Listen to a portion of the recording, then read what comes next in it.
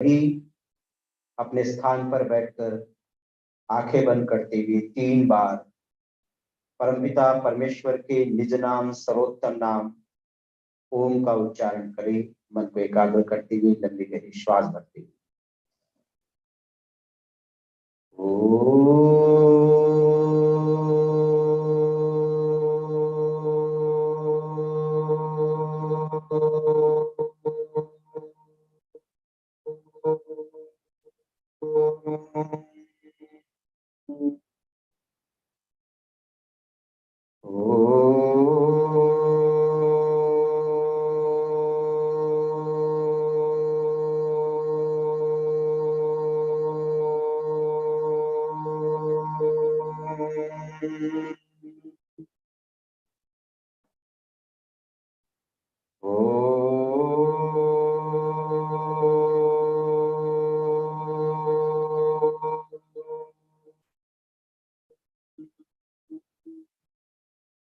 एक बार परम पवित्र गायत्री मंत्र का उच्चारण साथ में करें। ओम भूर्भुवः स्वः तत्सवितुर्वरेण्यं भर्गो देवस्य धीमहि धियो यो नः प्रचोदयात्। तूने हमें उत्पन्न किया, पालन कर रहा है तू, तुझसे ही पाते प्राण हम, दुखियों के कष्ट हरता है तू। तेरा महान तेज है, छाया हुआ सभी स्थान, सृष्टि की वस्तु वस्तु में तू हो रहा है विद्यमान। तेरा ही धरते ध्यान मांगते तेरी दया। ईश्वर हमारी बुद्धि को श्रेष्ठ मार्ग पर चला, दाता हमारी बुद्धि को वेद मार्ग पर चला। ओम भूर्भुवः स्वः तत्सवितुर्वरेण्यं भर्गो देवस्य धीमहि धियो यो नः प्रचोदयात्। धियो यो नः प्रचोदयात्। ईश्वर स्तुति प्रार्थना उपासना के 8 मंत्रों का सभी एक स्वर में उच्चारण करें।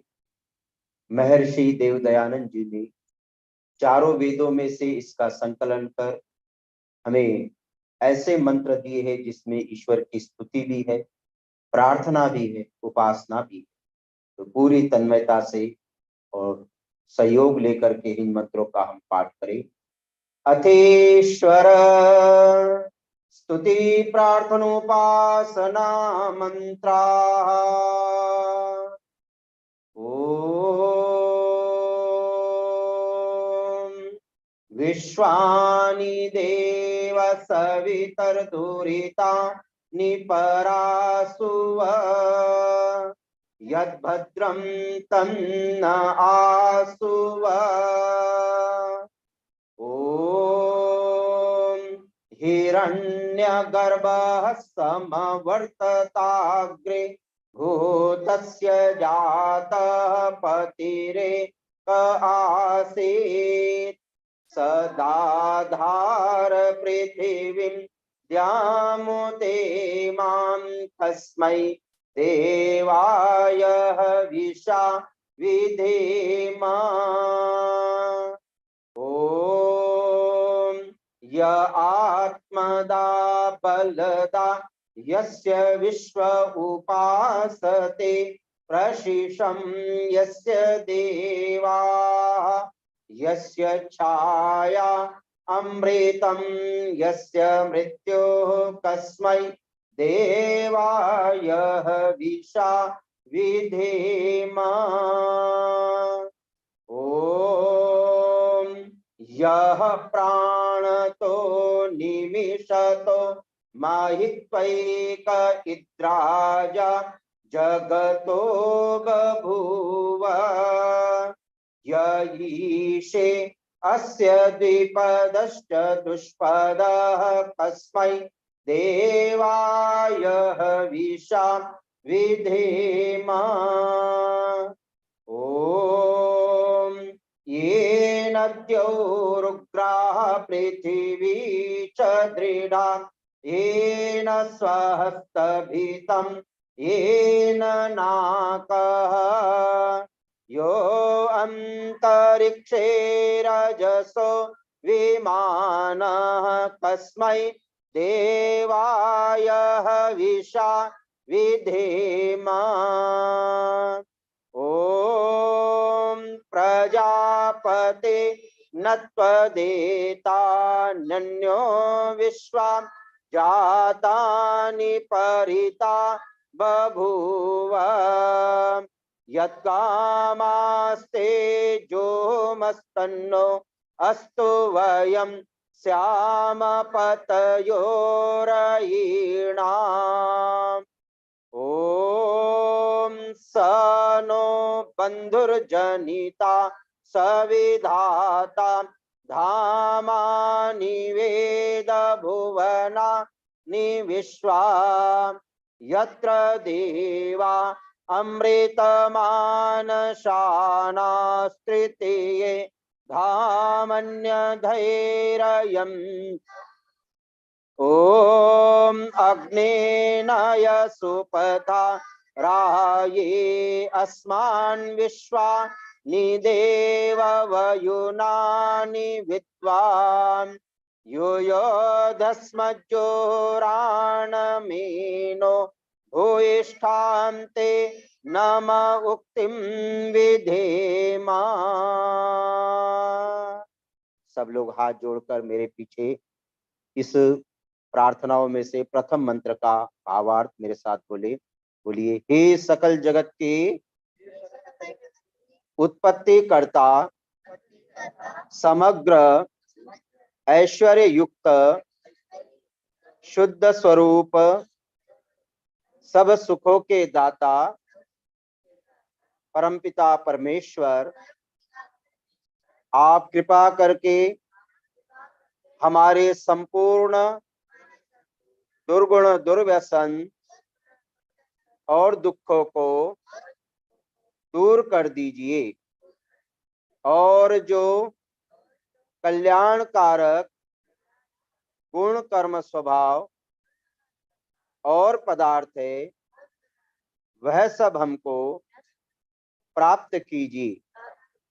इति ईश्वर स्तुति प्रार्थनोपासना मंत्रा। ये संकल्प के लिए आप सीधे हाथ में राइट पाम में थोड़ा थोड़ा जल ले। Take little bit water in right palm. आप और मेरे पीछे बोलेंगे ओम अग्ने व्रतपते व्रतम चरिष्यामि तच्छकेयम तन्मे राध्यताम इदम अहम अनृतात् सत्यम उपैमि। हे परमपिता परमेश्वर, आज हम पवित्र वेदी पर बैठकर शुभ संकल्प के साथ अग्नि देवता का आह्वान करते हुए पवित्र वेद मंत्रों से आहुतियां प्रदान करेंगे। हे प्रभु, हमारी सभी श्रेष्ठ याचनाओं को स्वीकार करते हुए अपने आशीर्वादों की वर्षा करो। ओम शांति ही शांति ही शांति। सामने छोड़ दे। Second time same process, little bit water, take little bit water in right palm, and after swas sip it. Om amritopastranamase swaha. Second time same process. Om amritapidhanamase swaha. Third time. ओम सत्यम यशः श्रीर्मयि श्रीश्रयताम स्वाहा। Wash your hand.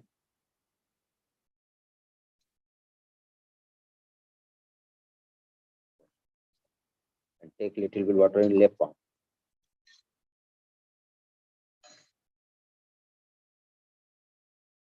You also take in left palm and right hands, middle and ring finger. Om Vangma Asyasto. Om Nasur me Pranasto. Om Akshor me Chakshurasto. ओम कर्णयोर में श्रोत्रमस्तु। ओम बाहुर में बलमस्तु। ओम ऊर्वोर्मा ओजवस्तु। ओम अरिष्टानि मिंगानि तनुस्तन्वा में सहसंतो। अग्निदान की विधि। दीपक जलाइए।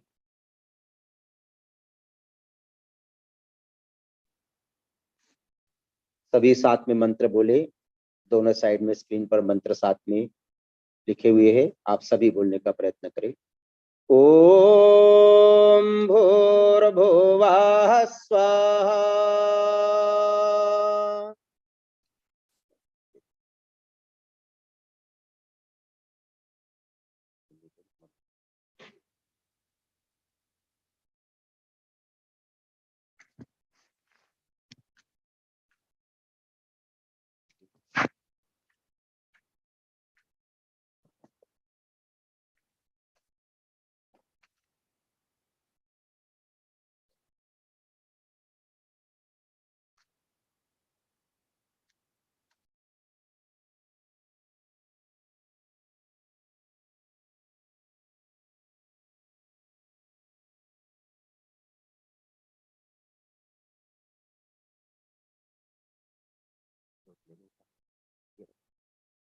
ओम भूर्भुवः स्वर्द्योरेव भूम्ना पृथिवी वरिम्ना तस्यास्ते पृथिवी देव यजनि पृष्ठे अग्निमन्नादमन्ना ध्यायादधे।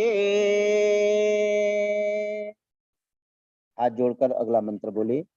ओम उद्बुद्ध्य स्वाग्ने प्रतिजा गृहे त्वमिष्टा पूर्ते संसृजेथामयं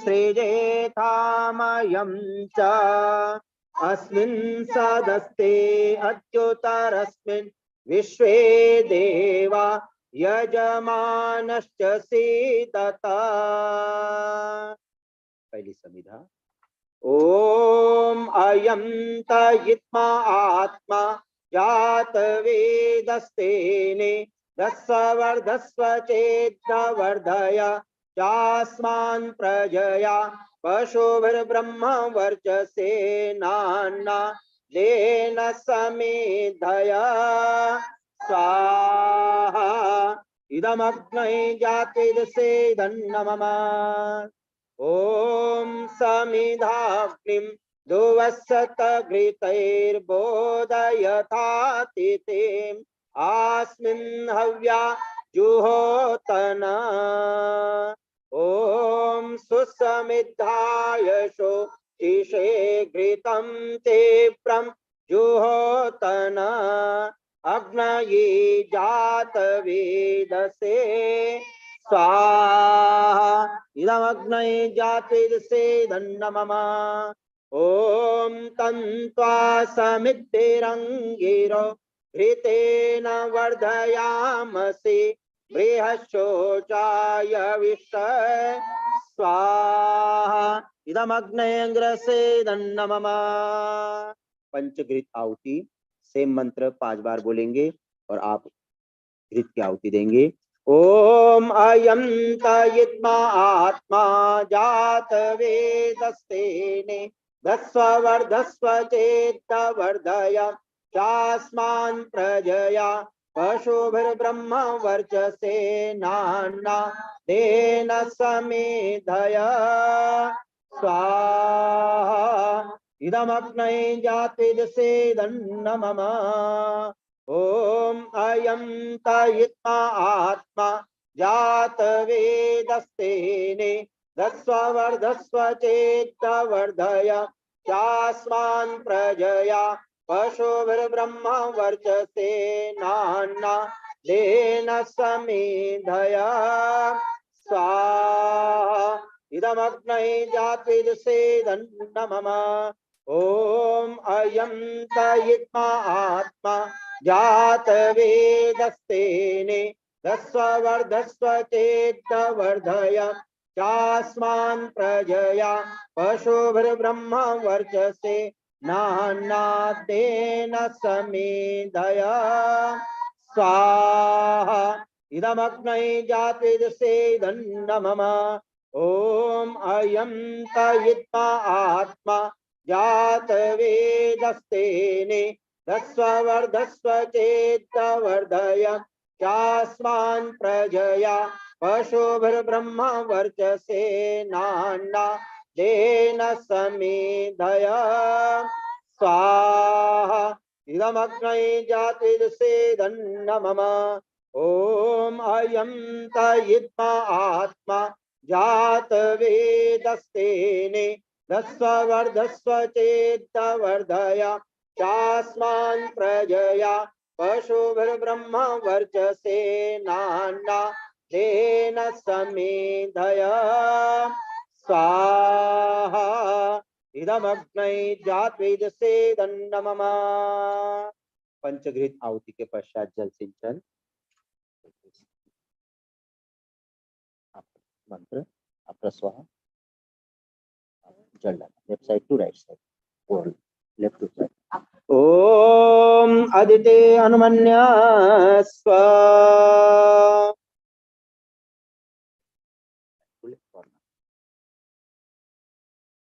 ओम अनुमते अनुमन्य स्व ओम सरस्वती अनुमन्य स्व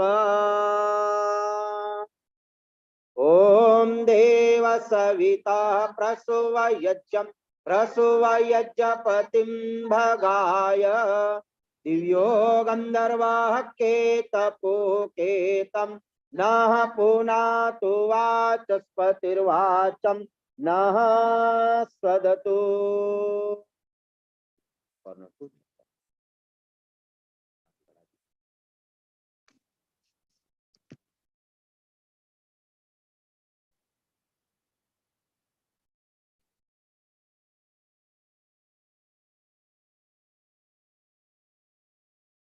पहली घृत आहुति लेफ्ट साइड में अपने ओर से सामने की ओर, दूसरी राइट साइड में, बाकी सेंटर में।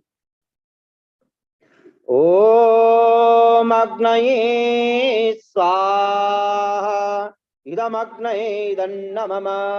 ओम सोमाय स्वाहा इदं सोमाये दन्नमम। ओम प्रजापतये स्वाहा इदं प्रजापतये दन्नमम। ओम इंद्राय स्वाहा इदम इंद्राये दन्नमम। अदर पर्सन आहुति देंगे सामग्री से। टेक दिस सामग्री and offer in fire after स्वाहा। थोड़ा आगे आ जाओ सब साइड। अब बाकी सभी लोग स्वाहाकार जरूर बोले, जो भी इस यज्ञशाला के अंदर बैठे हैं सभी लोग स्वाहा का उच्चारण करेंगे। ओम सूर्यो ज्योतिर्ज्योतिः सूर्या स्वाहा। ओम सूर्यो वर्चो ज्योतिर्वर्चः स्वाहा।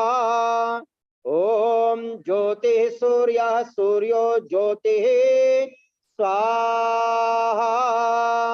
ओम सजुर्देवेन सवित्रा सजुरुषसेन्द्रवत्याजुषाणः सूर्यो वेतो स्वाहा। ओम अग्निर्ज्योतिर्ज्योतिरग्निः स्वाहा। ओम अग्निर्वर्चो ज्योतिर्वर्चः स्वाहा। ओम स्वाहा। ओम सजुर्देवेन सवित्रा सजोरात्रिन्द्रवत्याजुषाणो अग्निर्वेतो स्वाहा। ओम भूरग्नये प्राणाय स्वाहा। इदमग्नये प्राणाये तन्नमः। ओम भुवर्वायवे अपानाय स्वाहा। इदं वायवे अपानाय तन्नमः। ओम स्वरादित्याय व्यानाय स्वाहा। इदमादित्याय व्यानाय तन्नमः। ओम भूर्भुवः स्वरग्निवायवादित्येभ्यः प्राणापानव्यानेभ्यः स्वाहा। इदमग्निवायवादित्येभ्यः प्राणापानव्यानेभ्यः नमः। ओम आपो ज्योतिरसो अमृतं ब्रह्म भूर्भुवः स्वरोम स्वाहा। ओम यां मेधां देवगणा पितरश्च उपासते तयामामद्य मेधयाग्ने मेधाविनं कुरु स्वाहा। ओम विश्वानि देव सवितर्दुरिता निपरासुव यद्भद्रं तन्न आसुव स्वाहा। ओम अग्नेनाय सुपथाराये अस्मान् विश्वानि देववयुनानि विद्वान् योयोधस्मज्जोराणमेनो भूयिष्ठान्ते नम उक्तिं विधेमा स्वाहा। ओम भूर्भुवः स्वः तत्सवितुर्वरेण्यं भर्गो देवस्य धीमहि धियो यो न प्रचोदयात् स्वाहा। अब आज के इस अवसर पर कुछ विशेष प्रार्थनाएं हम करेंगे। सर्वप्रथम जन्म दिवस के लिए प्रार्थना करेंगे। यजमान पद पर अनुश्रव जी बैठे हैं, परिवार के अन्य सदस्य बैठे हैं। इनका जन्म दिवस इस माह के प्रारंभ में था, लेकिन वह योग ध्यान के शिविर में वहां पर थे। इस कारण हम लोग यहाँ पर सम्मिलित रूप में उनका जन्मदिन मना नहीं पाए। इसलिए आज हम सभी मिलकर इनके लिए प्रार्थना करेंगे। परमात्मा इनको सद्बुद्धि दे, श्रेष्ठ बुद्धि प्रदान करे, स्वस्थता प्रदान करे, निरोगता प्रदान करे। कि श्रेष्ठ बुद्धि को धारण कर श्रेष्ठ कर्मों को करते हुए अपने जीवन में आगे बढ़े। जिस प्रकार ये अग्नि देवता हमारी श्रेष्ठ आहुतियों को, घृत सामग्री की आहुतियों को लेकर ऊपर की ओर उठ रहे हैं, ऊंचाइयों को प्राप्त हो रहे हैं, वैसे ही अपने जीवन में श्रेष्ठ कर्मों के द्वारा ऊंचाइयों को प्राप्त करे, अपना नाम उज्जवल करे, अपने परिवार का नाम उज्जवल करे और समाज राष्ट्र का कल्याण करे। ऐसी पवित्र भावनाओं के साथ इनके लिए जन्म दिवस की हम आहुतियां प्रदान करेंगे। आइए सभी मिलकर स्वाहाकार की ध्वनि के साथ इनको आशीर्वचन प्रदान करें। ओम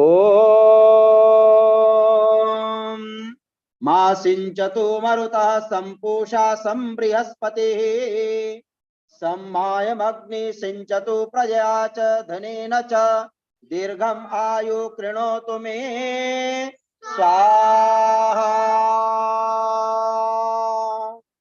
माइक की व्यवस्था, इसका अर्थ बोलेंगे अपने जन्म दिवस पर। एक माइक की इस मंत्र के अंदर ये जो श्रेष्ठ कामना कर रहे हैं, जन्म दिवस की प्रार्थना कर रहे हैं, इसका भावार्थ इनके द्वारा ही उच्चारित होगा। स्क्रीन पर व्यवस्था कर दे।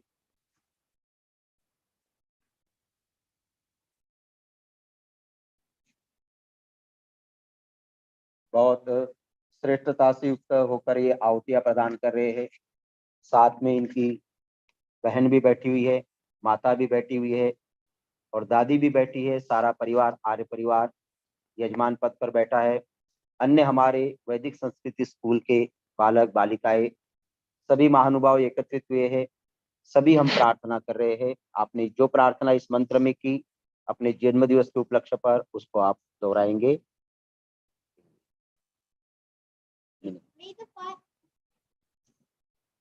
May the five elements which the vital air, the nourishing earth, the food digesting energy of me, the juice giving water, and the balance maintaining sky may make my body healthy and strong.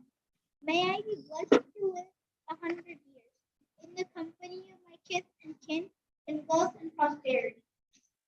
Second mantra. ओम शतं जीव शरदो वर्धमानः शतं हेमन्ता शतमु वसन्तात् शतमिन्द्राग्नि सविता बृहस्पतिः शतायुषा विषेमं पुनर्दो स्वाहा। अर्थ बोलेंगे साथ।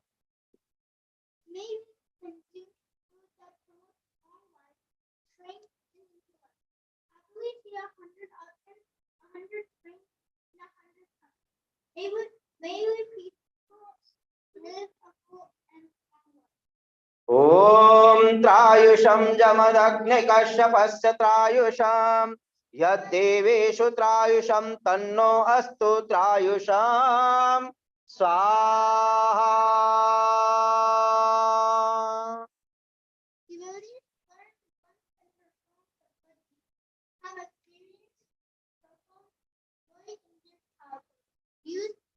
And is over.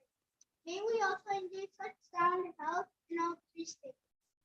आइए सभी अपने दोनों हाथ बालक की ओर करेंगे और मेरे पीछे बोलेंगे, हे यजमान त्वं जीव शरदः शतम पश्येम शरदः शतम त्वं आयुष्मान वर्चस्वी तेजस्वी श्रीमान धीमान बुद्धिमान पितृभक्तः मातृभक्तः गौभक्तः भूयाः त्वं जीव शरदः शतम। ओम स्वस्ति स्वस्ति स्वस्ति। अब कुछ अन्य अवसर भी आज के दिन है। हमारी इस वैदिक टेम्पल की कार्यकर्ता प्रमिला चंदुरा जी की माता जी की प्रथम पुण्यतिथि इसी तिथि के आसपास है और उनकी पुत्रवधू जिनी जी की नानी का कुछ समय पहले देहांत हुआ था। उनके लिए भी प्रार्थना करें कि परमात्मा व आत्मा आपकी व्यवस्था से जहाँ पर भी हो वहाँ पर वह सभी सुख सुविधाओं से युक्त हो। और इसी अवसर पर कल के दिन सितंबर 17 को मेरे पिताजी का भी प्रथम पुण्य स्मरण था। इस अवसर पर उन सभी आत्माओं के लिए हम प्रार्थना करें कि परमात्मा की व्यवस्था। विराट जी का भी साथ में ही जन्मदिन है और कल ही के अवसर पर वह जन्मदिन था, तो हम उनके लिए भी प्रार्थना कर रहे हैं।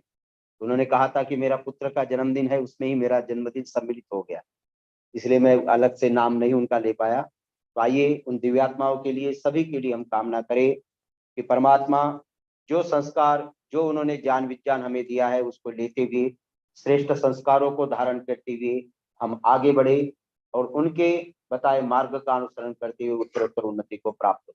ओम यज्जाग्रतो दूरमुदैति दैवं तदुसुप्तस्य तथैवैति दूरंगमं ज्योतिषां ज्योतिरेकं तन्मे मनः शिव संकल्पमस्तु स्वाहा ॐ येन कर्माण्यपसो मनीषिणो यज्ञे कृण्वन्ति विदतेषु धीराः यदपूर्वं यक्षमन्तः प्रजानां तन्मे मनः शिव संकल्पमस्तु स्वाहा ॐ यत्प्रज्ञानमुत चेतो धृतिश्च यज्योति अन्तरममृतं प्रजासु यस्मान्नरिते किंचन कर्म क्रियते तन्मे मनः शिव संकल्पमस्तु स्वाहा ॐ येनेदं भूतं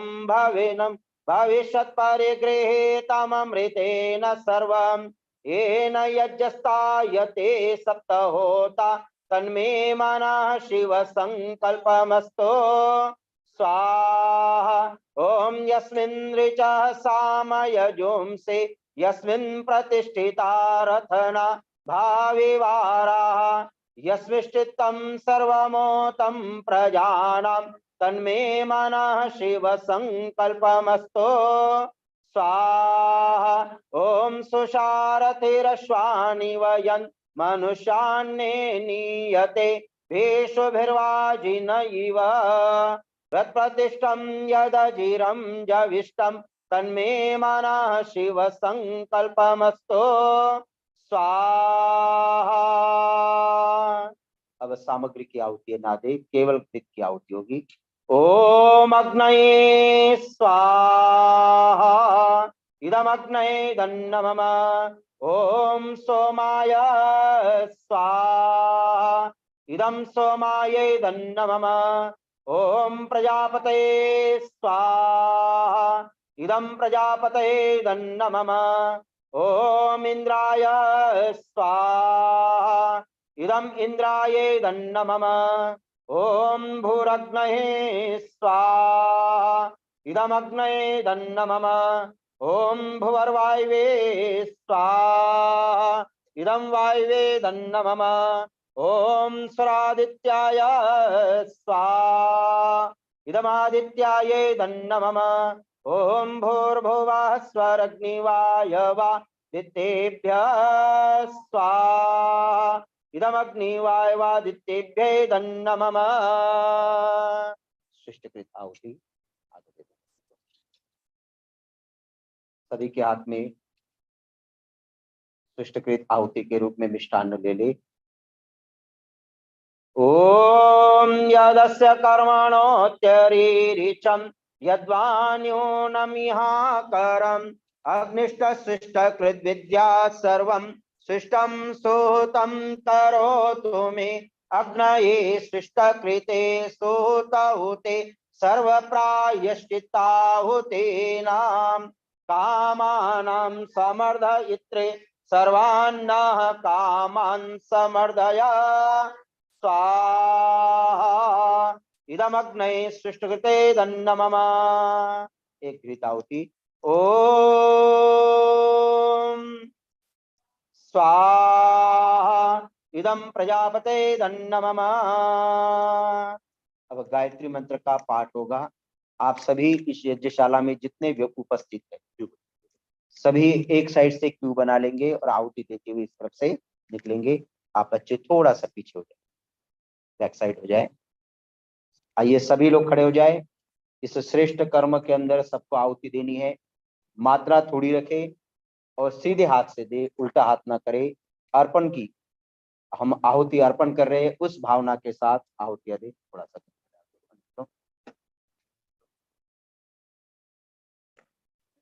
कोई ना छूटे, सब लोग आहुति देंगे। 5-5 लोग मिलके दीजिए।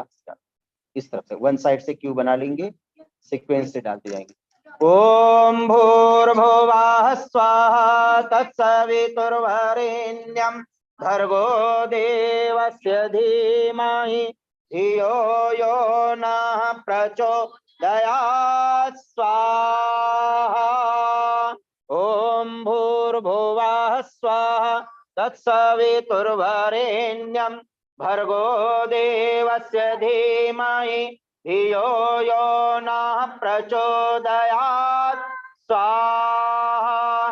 ओम भूर्भुवः स्वाहा तत्सवितुर्वरेण्यं भर्गो देवस्य धीमहि धियो यो नः प्रचोदयात् स्वाहा ॐ भूर्भुवः स्वः तत्सवितुर्वरेण्यं भर्गो देवस्य धीमहि धियो यो नः प्रचोदयात् स्वाहा ॐ भूर्भुवः स्वः तत्सवितुर्वरेण्यं भर्गो देवस्य धीमहि धियो यो नः प्रचोदयात् स्वाहा ॐ भूर्भुवः स्वः तत्सवितुर्वरेण्यं भर्गो देवस्य धीमहि धियो यो नः प्रचोदयात् स्वाहा ॐ भूर्भुवः स्वः तत्सवितुर्वरेण्यं भर्गो देवस्य धीमहि धियो यो नः प्रचोदयात् स्वाहा ॐ भूर्भुवः स्वः तत्सवितुर्वरेण्यं भर्गो देवस्य धीमहि धियो यो नः प्रचोदयात् स्वाहा ॐ भूर्भुवः स्वः तत्सवितुर्वरेण्यं भर्गो देवस्य धीमहि धियो यो नः प्रचोदयात् स्वाहा ॐ भूर्भुवः स्वः तत्सवितुर्वरेण्यं भर्गो देवस्य धीमहि धियो यो नः प्रचोदयात् स्वाहा ॐ भूर्भुवः स्वः तत्सवितुर्वरेण्यं भर्गो देवस्य धीमहि धियो यो नः प्रचोदयात् स्वाहा ॐ भूर्भुवः स्वः तत्सवितुर्वरेण्यं भर्गो देवस्य धीमहि धियो यो नः प्रचोदयात् स्वाहा। आखिरी 3 आहुतियां है पूर्णाहुति सामग्री के साथ। जो प्रारंभ में बैठे थे वो सभी लोग सामग्री की आहुति प्रदान करेंगे। ओम सर्वं वै पूर्णं स्वाहा ओम सर्वं वै पूर्णं स्वाहा ओम सर्वं वै पूर्णं स्वाहा। अब कोई आहुति नहीं होगी, आराम से बैठे। यज्ञ प्रार्थना। यज्ञ रूप प्रभु हमारे भाव उज्ज्वल कीजिए, छोड़ देवे छल कपट को मानसिक बल दीजिए। वेद की बोले ऋचाए सत्य को धारण करे, हर्ष में हो मग्न सारे शोक सागर से तरे। अश्वमेधाधिक रचाए यज्ञ पर उपकार को, धर्म मर्यादा चलाकर लाभ दे संसार को। नित्य श्रद्धा भक्ति से यज्ञादि हम करते रहे, रोग पीड़ित विश्व के संताप सब हरते रहे।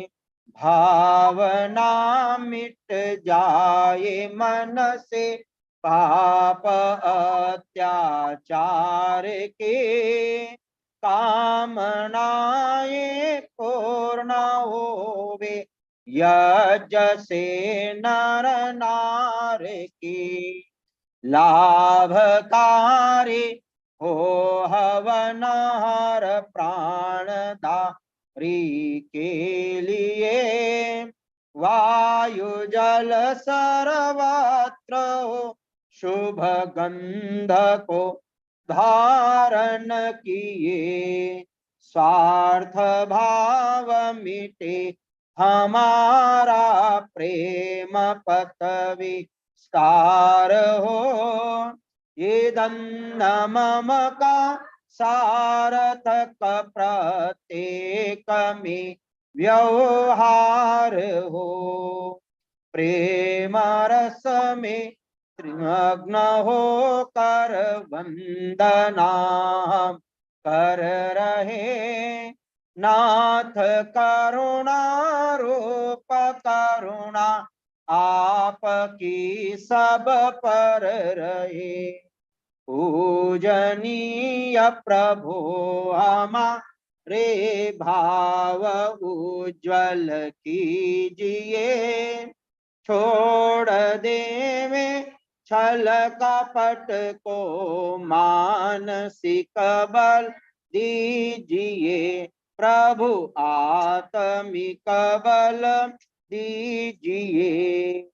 सर्वे भवन्तु सुखिनः सर्वे सन्तु निरामया सर्वे भद्राणि पश्यन्तु मा कश्चित् दुःखभाग् भवेत्। सबका भला करो भगवान सब पर दया करो भगवान सब पर कृपा करो भगवान सबका सब विधि हो कल्याण। हे ईश सब सुखी हो कोई ना हो दुखारी। सब हो निरोग भगवन धन धान्य से भंडारी। सब भद्र भाव देके सन्मार्ग के पथिक हो। दुखिया न कोई होवे सृष्टि में प्राणधारी। हे नाथ सब सुखी हो कोई ना हो दुखारी। सब हो निरोग भगवन धन धान्य से भंडारी। त्वमेव माता च पिता त्वमेव त्वमेव बन्धुश्च सखा त्वमेव विद्या द्रविणं त्वमेव त्वमेव सर्वं मम देव देव त्वमेव सर्वं मम देव देव। आंखें बंद करके 1 मिनट में जिस मनोकामना को लेकर शुभ संकल्पों को लेकर हम इस प्रांगण में आए हैं वह सभी की मनोकामनाएं परमपिता परमेश्वर पूर्ण करे। ऐसी भावना के साथ उस ईश्वर का धन्यवाद करते हुए मैं प्रार्थना बोलूंगा, आप ध्यान से सुने, उसके शब्दों पर चिंतन करें, मनन करें।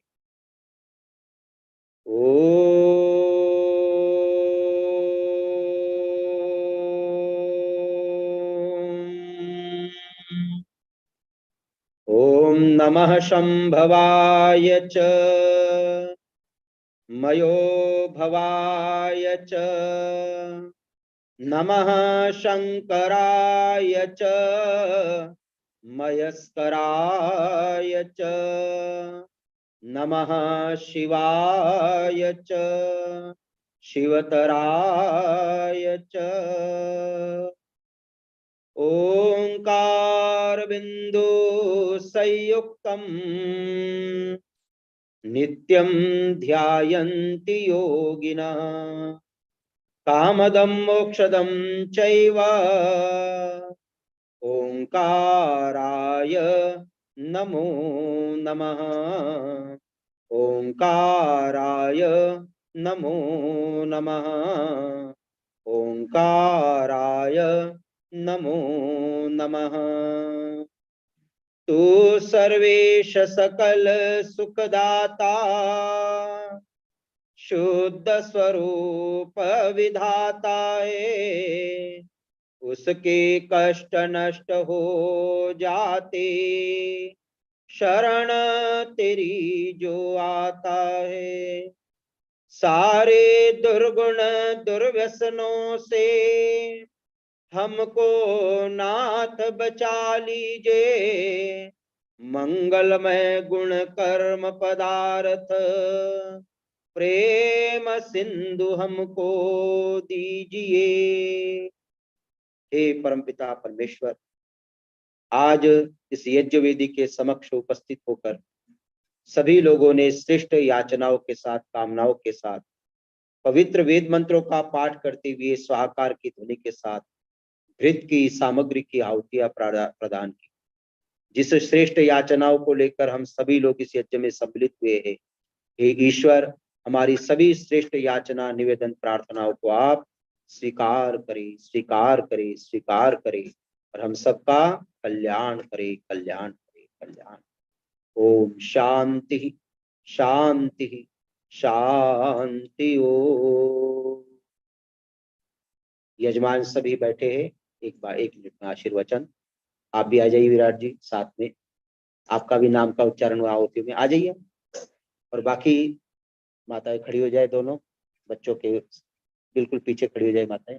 और जो सभी यजमान बैठे हैं उनके लिए सभी कामना करेंगे। या तो खड़े होकर के आ सकते हैं या अपने दोनों हाथ वही से सभी यजमानों की ओर करेंगे और सभी बोलेंगे ओम सत्याः सन्तु यजमानानां कामाः। ओम पूर्णाः सन्तु यजमानानां कामाः। ओम सफलाः सन्तु यजमानानां कामाः। हे ईश्वर, यजमानों की सभी श्रेष्ठ कामनाएं सफल हो, पूर्ण हो। ओम स्वस्ति स्वस्ति स्वस्ति। ओम स्वस्ति पंथामनुचरेम सूर्या चंद्रमसाविव पुनर्ददता अग्नता जानता संगमे मही। ओम स्वस्ति, ओम स्वस्ति, ओम। आगे करना।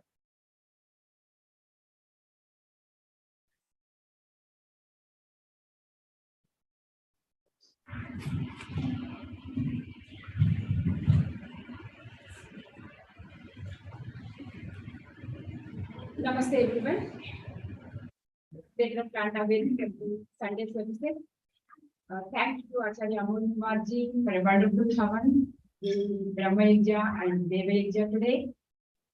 And I would like to wish Arya family, who are the advanced today, who has joined the Havan on the occasion of the birthday of their beloved son, Anush Rao, who is the student of Vedic Samskriti School. And there is one more birthday in the family, Virat ji, who is the vice president of this temple and who has been a committed volunteer the moment they started coming here and living here. So this family is a big inspiration for doing the committed services as volunteers and organizers and in many things. And family is a best example of like the depiction of Rama and like joint family. We know that joint family, so many things we need to understand, adjustments and many up and downs in the family. So these are the ideal example that they live together under one head. Mataji, Jai Taneja ji, and they have made the family as a Gurukul. They teach all the Sanskrit slokas, they teach all the Vedic dharmas, principles, and that is their vision to be an ideal family to the community. Thank you very much, Arya family, for being the Yajmans today and being the ideal people for others. And now, I would like to request Vishruth Arya ji to sing a bhajan.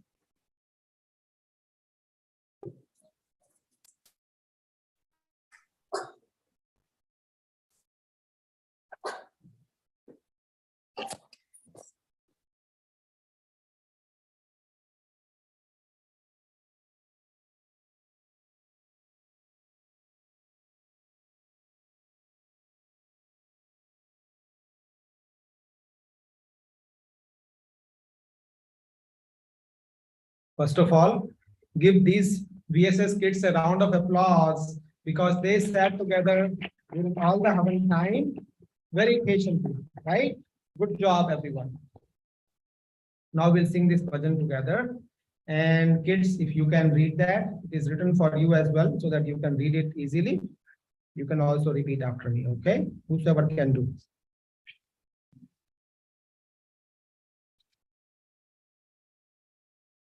भगवंत तेरी आराधना मेरी जिंदगी की शान हो। भगवंत तेरी आराधना मेरी जिंदगी की शान हो। बस एक यही अरमान हो, बस एक यही अरमान हो। मेरी आत्मा बलवान हो, बस एक यही अरमान हो, बस एक यही अरमान हो। मेरी आत्मा बलवान हो, भगवंत तेरी आराधना। मुझे सुख की कोई परवाह नहीं और दुख में निकले आ नहीं। मुझे सुख की कोई परवाह नहीं और दुख में निकले आ नहीं। बस एक तेरा ही ध्यान हो, बस एक तेरा ही ध्यान हो। होठों पे तेरा नाम हो, भगवंत तेरी आराधना मेरी जिंदगी की शान हो। बस एक यही अरमान हो, बस एक यही अरमान हो। मेरी आत्मा बलवान हो, भगवंत तेरी आराधना। पथ में हजारों विघ्न भी आए डिगाने जो, अगर पथ में हजारों विघ्न भी आए डिगाने जो, अगर चाहे सामने शैतान हो, चाहे सामने शैतान हो। मेरे प्राण भी कुर्बान हो, भगवंत तेरी आराधना मेरी जिंदगी की शान हो। बस एक यही अरमान हो, बस एक यही अरमान हो।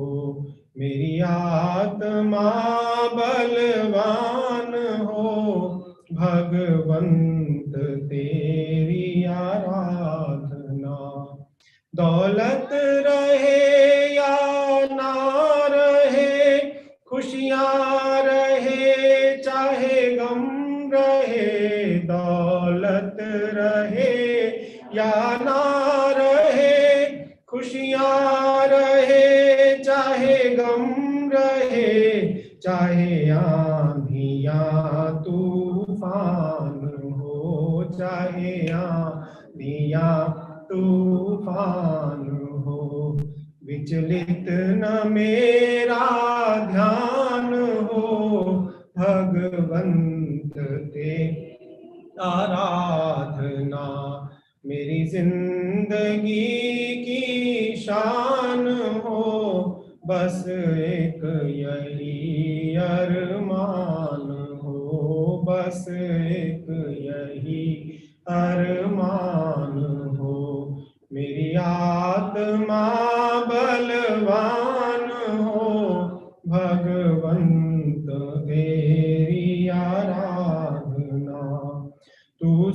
सूर्य है मैं कुमुदिनी, तू सूर्य है मैं कमलिनी, तू चंद्र है मैं कुमुदिनी, तू सूर्य है मैं कमलिनी, तू चंद्र है मैं कुमुदिनी, तब कमल पथ में स्थान हो, तब कमल पथ में स्थान हो, मुक्ति ही मेरी शान हो, भगवंत तेरी आराधना मेरी जिंदगी की शान हो, बस एक यही अरमान हो, बस एक यही अरमान हो, मेरी आत्मा बलवान हो, भगवंत तेरी आराधना, तू धर्म भानु लोक में, तेरे इस दिव्य आलोक में, तू धर्म भानु लोक में, तेरे इस दिव्य आलोक में, मिटे तिमिर ज्ञान विज्ञान हो, मिटे तिमिर ज्ञान विज्ञान हो, मुक्ति में मेरा ध्यान हो, भगवंत तेरी आराधना मेरी जिंदगी की शान हो, बस एक यही अरमान हो, बस एक यही अरमान हो, मेरी आत्मा बलवान हो, भगवंत तेरी आराधना, भगवंत तेरी आराधना, भगवंत तेरी आराधना।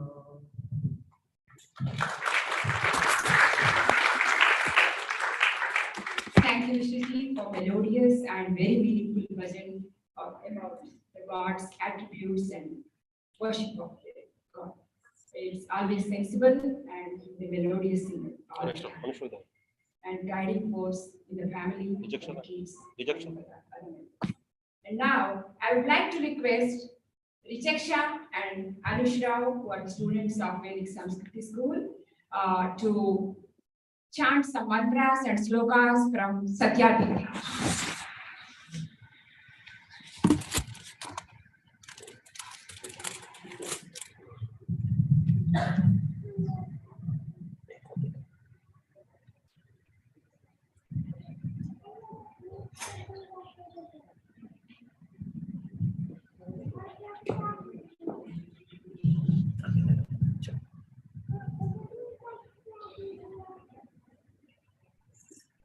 नमस्ते जी। आज हम अपनी अंबिका श्रीमती जय तनुजा जी द्वारा सिखाए गए सत्यार्थ प्रकाश के कुछ मंत्र और श्लोकों का उच्चारण करने का प्रयास करेंगे, जिनमें ईश्वर के विषय में, आत्मा के विषय में, ईश्वर और आत्मा के संबंध के विषय में, मोक्ष के विषय में, परिवार के विषय में इत्यादि विषयों के बारे में इन मंत्र और श्लोकों में बताया गया है। उदाहरण के लिए, यदा पंचावतिष्ठन्ते ज्ञानानि मनसा सह उद्दिश्य न विचेष्टते तामाहु परमां गतिम्। जब पांचों इंद्रियां मन के साथ ठहर जाती हैं और जो बुद्धि भी कोई विचेष्टा नहीं करती है, उसको परम गति कहते हैं, उसको मोक्ष की स्थिति कहते हैं। एक और उदाहरण है, विद्यते हृदय ग्रंथिश्छिद्यन्ते सर्व संचयाः क्षीयन्ते चास्य कर्माणि तस्मिन् ईश्वर के देख लेने पर हृदय की सारी गांठें खुल जाती हैं, सारे संशय दूर हो जाते हैं और सारे कर्म क्षीण हो जाते हैं।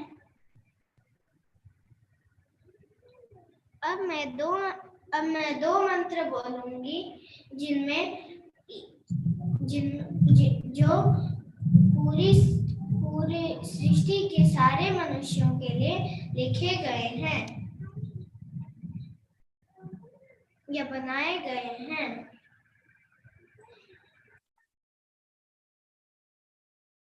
मा भ्राता भ्रातरं भिक्षन्मा स्वसारं मुत स्वसा संयञ्च सव्रता भूत्वा वाचं वदत भद्रय। इसका अर्थ है, ओम माँ भ्राता भ्रातरम भिक्षन, भाई को भाई से नहीं लड़ना चाहिए। माँ स्वसारम तस्वसा, बहन को बहन से नहीं लड़ना चाहिए। संयंच सव्रता भूत्वा वाचं वदत भद्रय, अर्थात वैसे ही सब मनुष्यों को एक साथ प्रेम से व्यवहार करना चाहिए। ओम सूर्या चंद्रमसौ धाता यथा पूर्वमकल्पयत् देवं च पृथिवीं चान्तरिक्षमथो स्वः। सूर्य और चंद्रमा को परमेश्वर ने पहले जैसा बनाया है और परमेश्वर ने द्युलोक, पृथ्वीलोक और अंतरिक्ष लोक को बनाया है। अब जो मैं मंत्र बोलने जा रही हूँ वो परिवार के बारे में लिखा गया है। ओम अनुव्रतः पितुः पुत्रो मात्रा भवतु सम्मनाः जायापत्ये मधुमती वाचं वदतु क्षन्तिवाम्। इसका अर्थ है कि ओम अनुव्रतः पितुः पुत्रो, पुत्र को पिता के अनुकूल होना चाहिए। पुत्रो मात्रा भवतु सम्मनाः, और पुत्र का माता जैसा समान मन होना चाहिए। और पत्नी को पति के साथ अच्छी वाणी, मधुर वाणी में बोलना चाहिए। अब हम श्लोकवान मंत्रों का उच्चारण करेंगे। ओम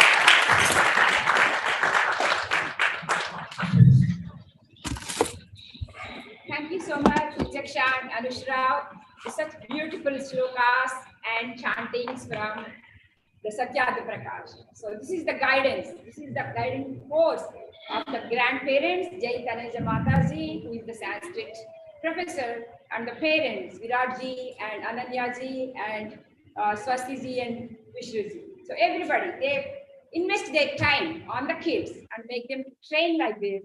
And we can see the beautiful flowers which are blooming in the garden of this Arisama. Give a big round of applause for these kids. Such beautiful meaning, like we should show the love and affection to the parents and take care of them and be good with the brothers and take care of your wife and the husband and the same love between both of them. So very good meanings, the ones they have chanted right now. Now, there is one more special personality in the family I would like to introduce. That is Avishkrit Arya.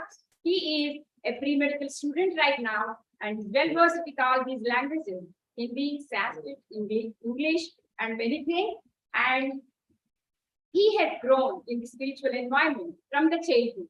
That's the life he has grown with, and with many rituals, sermons, learning, acharyaji, and many things, and with the guidance of grandparents and the parents.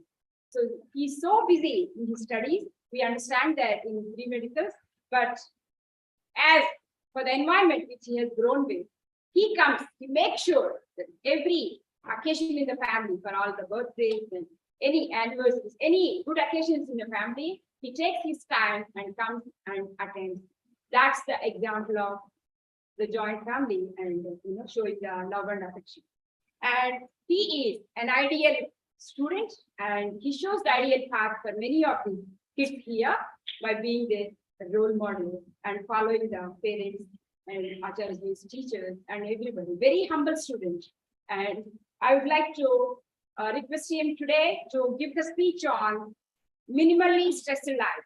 Those are the patience, progress, and perspective. He's going to speak on it. Welcome, Harsh. Hello, testing. Okay. I will move this a bit to the side. Since we had some kids leave a bit, any other kids come forward. Some people may be thinking, oh, I'm not a kid. I'm 19. You're younger than me. Come forward. Everyone who is younger than me, come forward. You guys are fine. You're over here. You're fine. Everyone else, let's go. Okay. Also, for the purpose of this speech, I'm going to be using some chocolate. Now, we can't actually eat the chocolate in the temple. So everyone repeat with me, no eating the chocolate. All right, I'll put it in front of you for some of you. You can't eat it, you'll get it there, all right?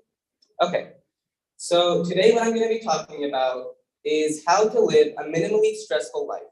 For that, we're going to be using three keywords. The first one is patience. Now, also, all the kids, you're going to get more chocolate if you respond, right? So if you're interacting, we'll get more chocolate, but that's over there again. So what do you guys think patience means? First kids. Okay, we'll go with Vicky. What do you think patience means?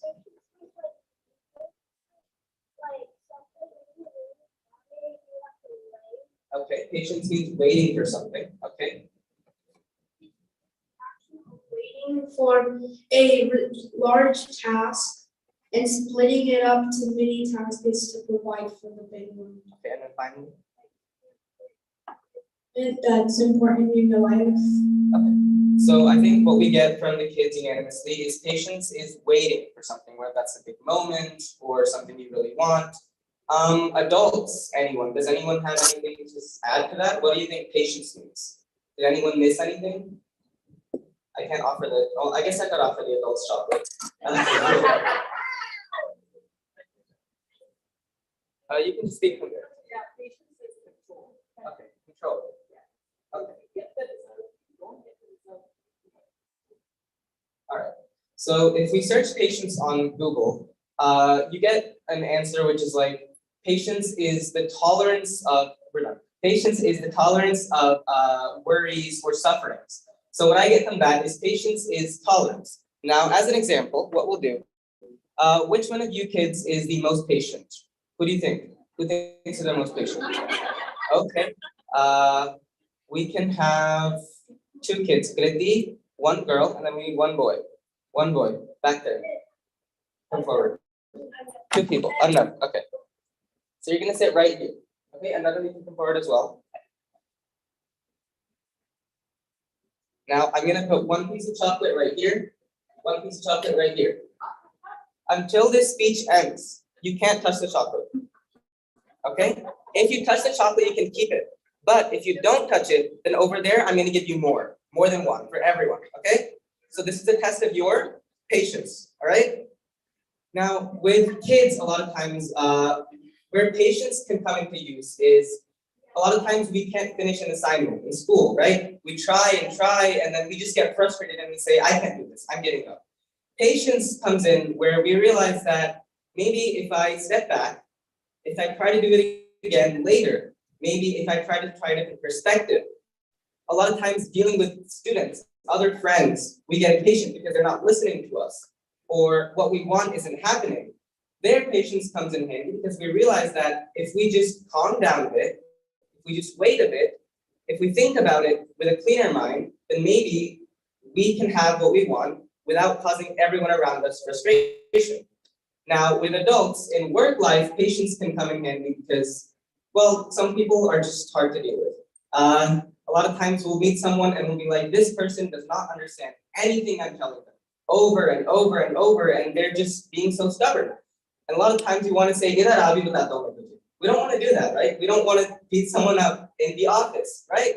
We want to be able to deal with them calmly. We want to be able to deal with them with mental peace. And that is where patience comes in. So our first P was what? Patience, right? Now we're going to do an exercise. Every time we related patience to the chocolate, right? Every time I hold up the chocolate, I want all of us to say patience. All right, let's practice. Patience. 1 more time. Patience. We can get the adults too. You guys have to be patient too. 1, 2, 3. Patience. Good. All right. Our next P is pausing.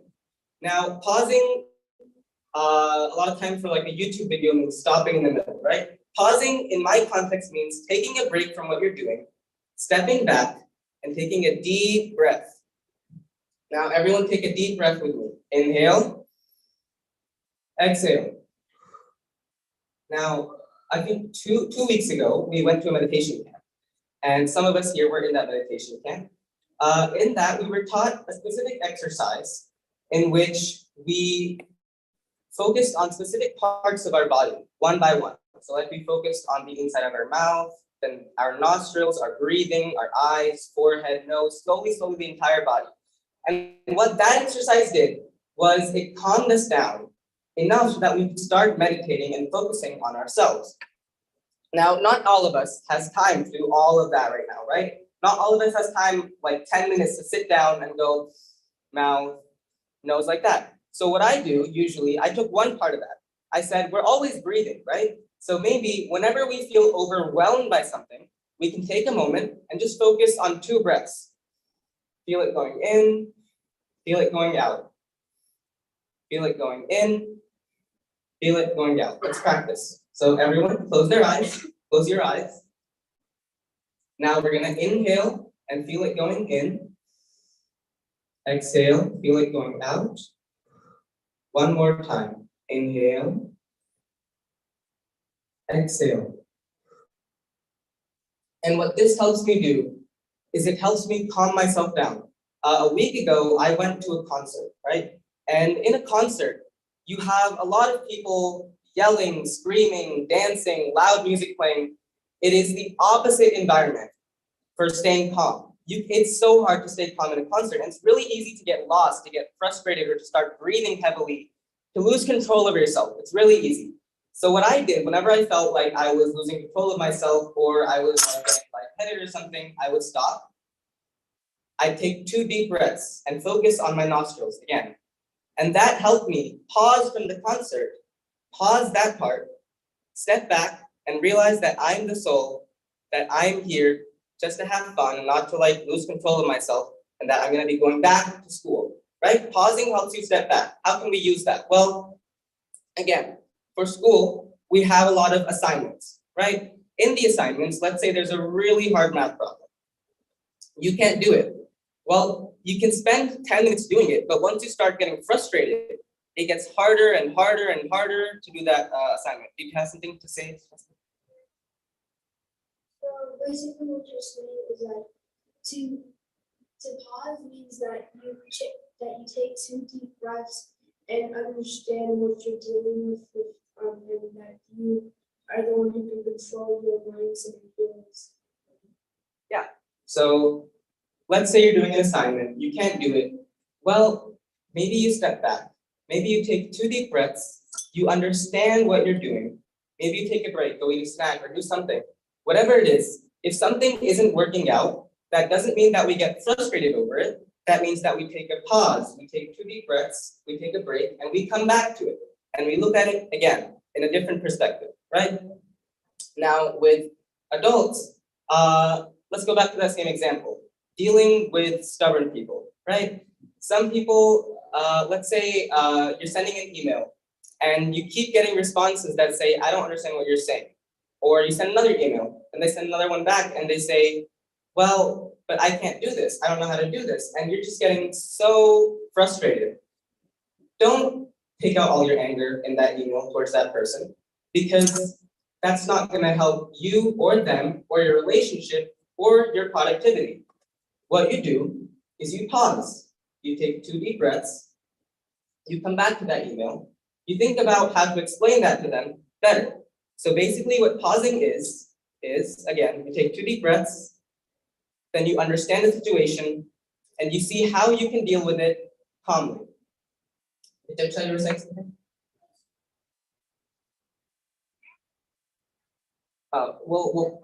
Yeah. Okay. So that was our second P. Now, how are we gonna remember our second P? I'm gonna inhale, exhale, pausing. Okay, that's it. So now, like we did this, right? What was this? Patience. All right. Pausing is gonna be inhale, exhale, pausing. All right. Now, the third one is arguably one of the most important ones. The third P is perspective. Our perspective in life matters. Perspective can mean a lot of things. So let's see. From this perspective, you guys see the front of this podium, right? From my perspective, I can see the inside. We have different perspectives, right? Not right now. So another way to look at perspective is, let's say, okay, let's look at this. How big does this mic stand look compared to me? Not that big, right? It's shorter. Let's say I was an ant climbing up from right here. How humongously big would that mic stand look, right? Because it's such a huge mountain for that ant, but it's so small it's relatively smaller for me, right? That's another way to think of perspective. And one more way to think of perspective is, let's say I'm arguing with someone. They think they are right. I think I am right. From my perspective, I believe what I'm saying, and I think that they are being stupid. From their perspective, they think what they are saying is right, and I'm being stupid. We both have different perspectives, and if we were able to see those different perspectives, then we would be able to agree with each other, or maybe come to a compromise. So trying to change perspectives is trying to A, understand what the other side is seeing, and B, understand how much what you are doing matters. Now that second part's a bit hard to understand. The way I think about it is, I've been in school most of my life, so this example is gonna be about school again. So if you're tired about that, sorry. Now, a lot of times I'll be doing an assignment and it's really hard, and I feel like I just can't get this one problem right out of like 10. And instead of being really frustrated about it, I take a deep breath, I pause, I do my best on that problem, and I realize that in the big scheme of things, this one problem is not worth enough for me to get stressed over it. Let's say I got it wrong. That's 1 out of 10 problems on one assignment, for one part of the class, for just one class out of the hundreds that I'm going to be taking. And that's just for school. That's not even my whole life.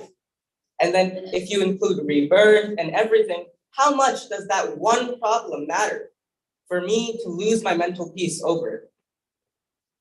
Perspective is being able to realize how much our work matters in comparison to our whole life, to realize how much we need to be stressing over that. Sometimes we don't. Sometimes something is so small and we're losing our mind over it. But in reality, we can just move on. We can ignore that thing. Perspective is being able to realize how much something is worth in comparison to everything else, right? Now, the way we're going to denote perspective is this, right? I'm going to do this, and everyone's going to say perspective, all right? Ready? Everyone ready? 3, 2, 1. All right, let's practice. Pause. Okay, so we learned 3 things, right? Patience, which was being able to tolerate, being able to control, and keeping our mental peace, right? The next thing we learned was pausing, which was stepping back, taking 2 deep breaths, focusing on that breath, and then coming back. And we learned perspective, which was being able to realize how much something matters and whether or not it is worth losing our mental peace over something like that, right? So at the end, congratulations to Kriti and Arnav. You didn't test the chocolate, so good job. So I'll keep this, and you'll get your chocolate in that building, all right? If no one gives it to you, come to me, I'll get it. So your 3. Okay. Yeah, I'll just.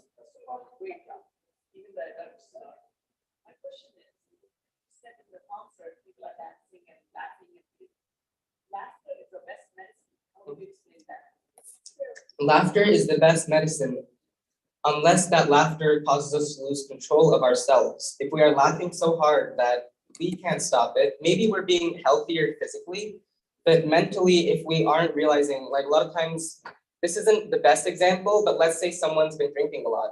In that case, they're going to be laughing a lot, but that laughter isn't due to like them trying to be healthier, it's just them losing control of themselves.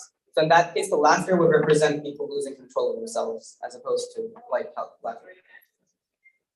So as everyone's leaving, we'll have the adults finish it. So our 3 P's, one final time before I end. Our 3 P's are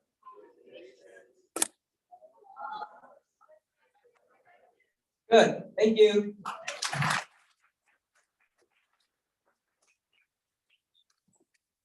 Thank you, Harishkar.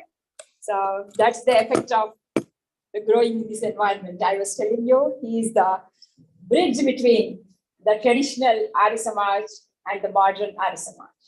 So how he has inspired many students and motivated them, make them to understand the differences between how to maintain the control over the senses and patience and giving the pause when you get stressed and perspective of understanding others and giving the importance to their opinions. And then even for the homework, it was very nice example. Like you look at the entire life, your homework is not a big deal. So very good points, Havishkarat. I really appreciate him and give them a big round of applause for having this beautiful presentation. Thank you. And now, I would like to request Acharya Amol Kumarji to come and give an enlightening speech on the Vedic values. He is Ishwar Kaswarup.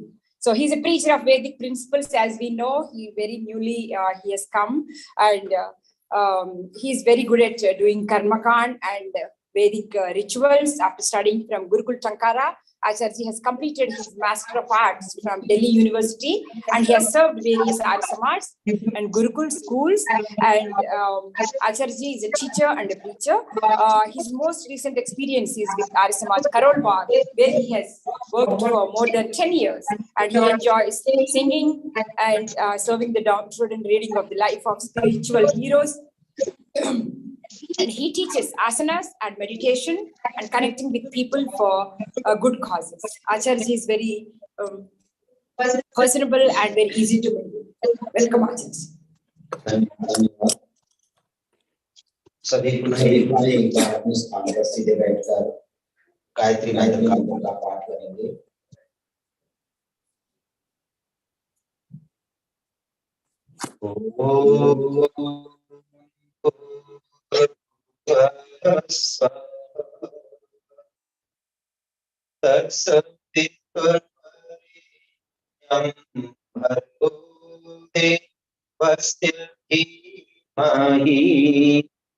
धियो यो नः प्रचोदयात्।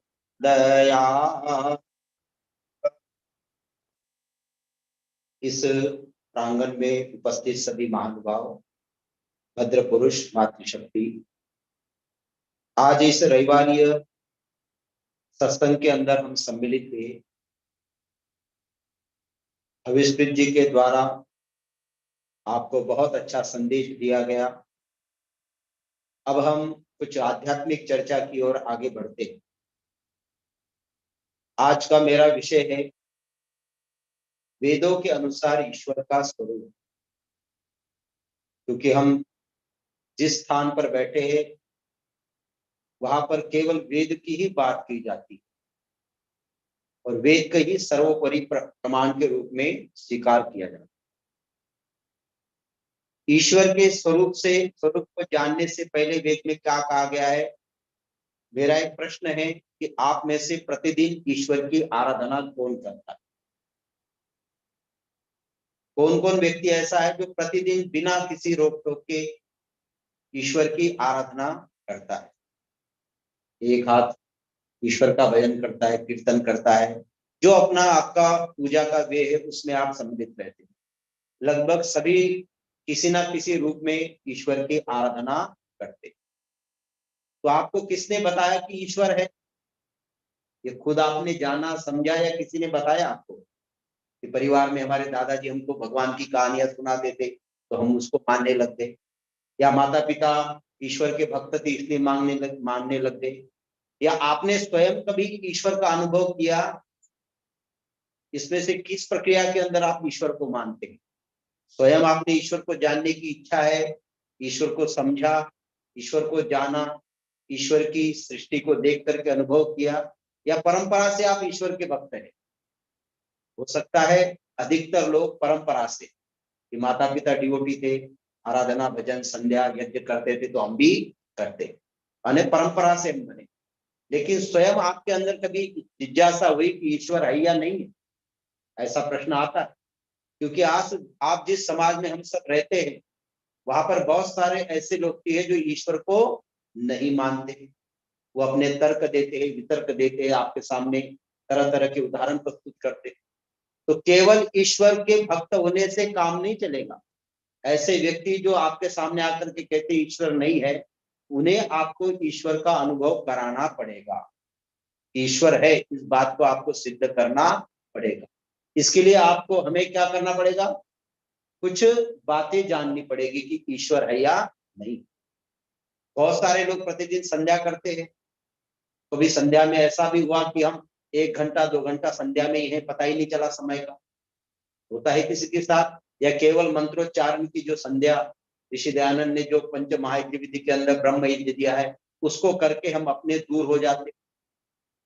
जो साधक है, जो साधना करता है, उसे कहा गया कि वो 18 घंटे समाधि में रहते हैं। वो कैसे रहते होंगे 18 घंटा समाधि में?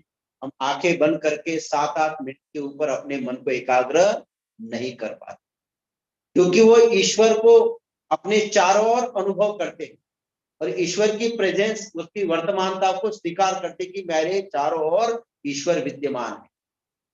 तभी वह 18 घंटे तक समाधि में रह सकते हैं। अन्यथा हमारे जैसे सामान्य व्यक्ति थोड़ी देर के पश्चात उब जाते हैं और थोड़ी देर के पश्चात नींद आने लगती है, थोड़ी देर के पश्चात उबासी आने लगती है, जिससे हमारा मन ईश्वर की आराधना में, संध्या में नहीं लगता। जो ईश्वर को मानते हैं और जो ईश्वर को नहीं मानते हैं, तो कुछ लोग कहते हैं कि ईश्वर को जो नहीं मानते वह नास्तिक है, और जो ईश्वर को मानते हैं उनको हम क्या कहते हैं? आस्तिक है। तो एक प्रश्न और निर्माण होता है, आस्तिक हम जिनको मानते, जो ईश्वर को मानता है, लेकिन ईश्वर को मानता ही ईश्वर की नहीं मानता है, वह आस्तिक में आएगा या नास्तिक में आएगा? ईश्वर को तो मानता है लेकिन ईश्वर की नहीं मानता, वो व्यक्ति किस में आएगा? नास्तिक में ही तो आएगा। तो ऐसा तो नहीं कि नास्तिक की परिभाषा केवल ईश्वर को न मानने वाले, ईश्वर को मानने वाले हैं, लेकिन ईश्वर की बातें जो वेदोक्त बातें हैं उनको जो नहीं मानता वो भी नास्तिक की श्रेणी में आता है। जिन जिन बातों का निषेध किया गया, वेद में जिन बातों का निषेध किया गया कि ये नहीं करना चाहिए, मैं जी ईश्वर भक्त तो हूँ, पूरे दिन ईश्वर का ध्यान करता हूँ, लेकिन वेद के विरुद्ध मेरा प्रतिदिन का आचरण है। जो बातें मैं ये वेद में निषेध की गई है उन बातों को तो मैं प्रतिदिन करता हूँ, लेकिन अपने आप को सिद्ध क्या करता हूँ समाज के सामने कि मैं बहुत बड़ा ईश्वर का भक्त हूँ, मैं ईश्वर पर विश्वास रखता हूँ। बताइए कि हम में से वास्तव में ईश्वर भक्त कितने? ईश्वर की भक्ति, ईश्वर की आज्ञाओं का पालन करने वाले कितने? जब इस स्थिति से हम गुजरेंगे और जब ऐसा एनालिसिस हम अपने आप करेंगे, आत्मचिंतन करेंगे, तो हमें लगेगा कि हम ईश्वर को वास्तव में मानते ही नहीं। अगर हम ईश्वर को जानते, ईश्वर की मानते, तो हमारा जीवन का बहुत बड़ा परिवर्तन अब तक हो जाना चाहिए था, वैसा हुआ ही नहीं। ये छोटी सी बात है चिंतन की। जब आप संध्या में बैठे तो इस बात का चिंतन करें कि वास्तव में मैं आस्तिक हूँ, ईश्वर को मानता हूँ। अगर ईश्वर को मानता हूँ तो मेरे जीवन में कुछ परिवर्तन आया या नहीं आया? केवल नाम लेने से, जप करने से, माला तो मैंने ले ली, राम राम बोला, ओम ओम बोला, गायत्री मंत्र बोला, लेकिन एक भी आचरण मेरा वेद के अनुसार, ईश्वर की आज्ञा के अनुसार नहीं है। तो वास्तव में मैं आस्तिक नहीं हूँ, वास्तव में मैं ईश्वर का भक्त नहीं हूँ, मैं तो नास्तिक की श्रेणी में आता हूँ। इसीलिए हम क्या कहते हैं? नास्तिको वेद निंदक। जो नास्तिक वास्तव में कौन है? जो ईश्वर की आज्ञाओं को नहीं मानता। तो इस स्थान पर आकर हमें सेल्फ एनालिसिस करना है, आत्मनिरीक्षण करना है, आत्मचिंतन करना है। थोड़ा समय हम घर से निकले हैं, कोई 20 किलोमीटर से माइल से आया, कोई 40 माइल से आया, बहुत दूर दूर चल के आए। जब इस चार दीवारी के अंदर आप प्रवेश करते हैं, इस प्रांगण के अंदर, तो आप बाह्य चीजें वही छोड़, और इस वातावरण में आकर ईश्वर, आत्मा, जीवात्मा, प्रकृति, इन विषयों पर भी चिंतन करना सीखना पड़ेगा। इस विषय पर हमें जानना पड़ेगा। तो नास्तिक तो कह देता है कि क्या है जी, ये परमाणु से बना संयोग है, ईश्वर नाम की कोई वस्तु नहीं। तो हमें उन्हें और स्वयं को जानना पड़ेगा। जितनी इस संसार में जो कुछ दिखाई देता है, विजिबल जितना भी है, वह सभी परमाणुओं का एक संयोग, परमाणुओं के संयोग से ये सारा संसार बना हुआ। तो आंखें बंद करके संध्या में बैठ करके मनसा परिक्रमा के मंत्रों का पाठ करते हुए कभी विचार करना कि हे परमात्मा, इस संसार में मैं इस धरती के अंदर की चीजों को प्राप्त करता हूँ, वो चीजें किसने बनाई? इस धरती के अंदर खोद करके क्या निकाला जाता है? गोल्ड निकाला जाता है, सिल्वर निकाला जाता है, तांबा निकाला जाता है, पीतल निकाला जाता है, लोहा निकाला जाता है, कोयला निकाला जाता है। तो इस धरती के अंदर ये पहले से विद्यमान है या हमने बनाया? हमने तो निर्माण नहीं किया, वो इस धरती के अंदर हमारे आने से पहले ही विद्यमान था। हम तो केवल खोद करके, निकाल करके, उसको शुद्ध करके, अग्नि में तपा करके अलग कर देते कि ये गोल्ड है, ये सिल्वर है, ये कॉपर है, ये अलग अलग चीजें, ये लोहा है, आयरन है, स्टील है, ये सारी धातु है। तो कल्पना करिए कि परमात्मा कितना बड़ा है, उस परमात्मा की व्यवस्था में कितनी चीजें हैं जिसकी हम कल्पना नहीं कर सकते। अगर 1 किलो सोना हमारे पास आ जाए तो हम क्या कहते हैं जी, बहुत बड़े हम तो धनवान हो गए, उससे ये बनाएंगे ज्वेलरी, वो बनाएंगे। लेकिन जिस परमात्मा ने धरती के अंदर इतना सारे संसाधन इकट्ठा किए हैं, जिससे हमारी गाड़ियां चल रही है, वो पेट्रोल, डीजल और भी जितने ऑयल है, तो बहुत सारे ऑयल इस धरती से ही निकलते। तो इन धातुओं को देख करके कभी कल्पना करते कि मैं ये सोने की चेन पहनता हूँ, अंगूठी पहनता हूँ, बड़े बड़े आभूषण पहनता हूँ, उसको पहनते वक्त अनुभव करिए ये आभूषण वास्तव में किसके द्वारा मुझे दिए गए। जिस गाड़ी में मैं चलता हूँ लोहे से बनी है, उस लोहे को बनाने वाला कौन है। जिन बर्तनों में मैं खाना खाता हूँ, पकाता हूँ, उस बर्तनों को बनाने वाला वास्तव में कौन है। हमने बनाए नहीं, हमने तो केवल जमीन से निकाल करके उसको तपा करके एक आकार दे करके ये बर्तन हमारे पास आया, कढ़ाई बन करके आई। लेकिन उसका जो मूल है जिससे वो कढ़ाई बनी है, वो बनाने वाला तो परमपिता परमेश्वर। तो वो जो योगी है, साधक है, वो जब भी मन को आगे बढ़ाता है, पीछे बढ़ाता है, दाएं बाएं, उसको यही तो अनुभव करता है कि ईश्वर तो सब जगह है। जो कि कोई संसार में कोई बनी हुई धातु की चीज को देखेगा तो ईश्वर की कल्पना करेगा कि देखो ये भी ईश्वर ने बनाया, ये भी ईश्वर ने बनाया, ये भी ईश्वर ने बनाया। इसको बनाने वाला कोई ना कोई है और वह ईश्वर है। जब इस भावना के साथ वो संसार की चीजों का उपयोग करता है तो उसके अंदर भावना आती है कि इदन्न मम की भावना, जो मंत्र की समाप्ति पर बोलते हैं ना, इदन्न मम। आहुति देती हुई हम कहते हैं स्वाहा के बाद इदन्न मम। क्या तात्पर्य है? यही तो कहते कि जो कुछ हम उपयोग में ला रहे हैं, इस हवन कुंड के लिए जो जो उपयोग में लाए, बर्तन लाए, ये सब चीजें लाई, ये मेरी बनाई हुई तो नहीं है। मेरा सामर्थ्य इतना नहीं है कि मैं इन चीजों को बना सकूं। इसको बनाने वाले है परमपिता परमेश्वर आप है, और मैं इन चीजों का उपयोग लेता हूं। और उस उपयोग लेती हुई मेरे मन में भावना है, ये मेरी नहीं है, ये ईश्वर आपने मुझे दी हुई। इस सृष्टि के नियमों को देख करके हमें उस ईश्वर का ज्ञान होना चाहिए। ये सारी चीजें कितने नियम में चल रही, इस संसार में जो कुछ है वो एक नियम के अंदर बंधा हुआ है। अगर वो नियम फॉलो नहीं हो पाते, दिख नहीं पाएंगे, तो हम कहेंगे ईश्वर नहीं है। लेकिन हर चीज अपने अपने नियम में चल रही है। आपने देखा होगा कि बीज को हम धरती के अंदर बोते हैं, वो अंकुर आता है, फिर वो पौधा बनता है, वृक्ष बनता है, फिर फूल आते हैं, उसके बाद फल आते हैं। चाहे वो भारतवर्ष में हो, ऑस्ट्रेलिया में हो, न्यूजीलैंड में हो, अफ्रीका के देशों में हो, यूरोप के देशों में हो, इस अमेरिका के अंदर हो, ये प्रोसेस सारी दुनिया में एक जैसा या अलग अलग, सब जगह एक जैसा प्रोसेस है।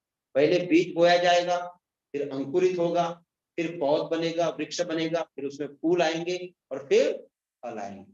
ऐसा तो नहीं कि डायरेक्ट फल आ जाए, बाद में फूल आ जाए, बाद में उसके अंदर छोटा सा अंकुर निकल आए। नहीं, इस सृष्टि का क्रम है। इस सृष्टि के क्रम को, नियमों को देख करके हम समझ जाते हैं कि जहां कहीं भी हो, जिस वातावरण में स्थिति आ रही है, कोई ना कोई तो इसको चलाने वाली पावर है, सुप्रीम पावर है। उसे हम किस रूप में माने? ईश्वर के रूप। जब भी वो किसी बीज को देखेगा, पौधे को देखेगा, किसी अंकुरित ऐसे गुलाब के फूल को देखेगा या और किसी चीज को देखेगा, तो क्या देखेगा कि देखो ईश्वर इनको इस क्रम में चला रहा है। इसको चलाने वाला कौन है? ईश्वर। तो जहां भी देखोगे, जब भी कोई वृक्ष देखोगे, जब भी कोई फल देखोगे, जब भी कोई फूल देखोगे, यही भावना आनी चाहिए कि इसको बनाने वाला ईश्वर, अन्य किसी के अंदर सामर्थ्य नहीं है। और ऋतुओं का क्रम, पिछले सप्ताह भी मैंने कहा कि 6 ऋतुएं मुख्य रूप से मानी गई।